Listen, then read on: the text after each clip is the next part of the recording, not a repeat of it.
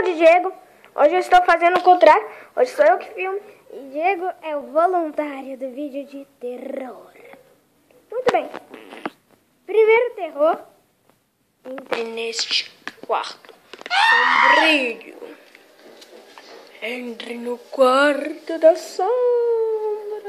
Eu tenho medo de Five Nights. Desliga a luz. Eu irei te acompanhar na sua viagem. Mas... Não. Agora este é o local aterrorizante e sombrio. Entre mais fundo e gravaremos. E você será o primeiro a ver o fantasma e ser filmado. Muito bem, próximo. Abra essa privada e veja que há dentro uma luz apagada. Tem cocô de verdade, cocô de verdade. E agora? Próximo, último. Ah, não, ainda faltam alguns.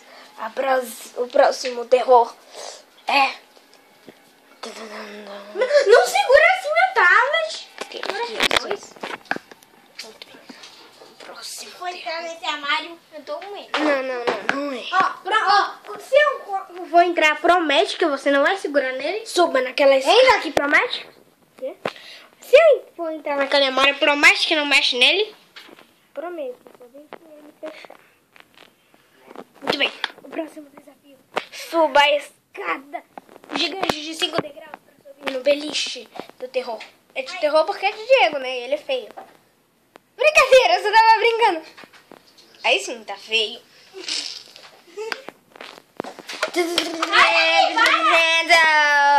Para, vai queimar. Né, idiota, parece um... Próximo. Você deve entrar no armário do terror. Promete que você não vai tocar nele. Só pra fechar. E uma só vez. A não ser que você queira ir de novo no armário da claustrofobia e isolafobia. Eu tenho claustrofobia. Então porque se eu soubesse eu já teria se... Porta errada, tem que ser essa. Se eu soubesse eu seguraria a sua e a mão da mamãe. Não, tinha que ficar mais tempo, tem que ser por 3 horas.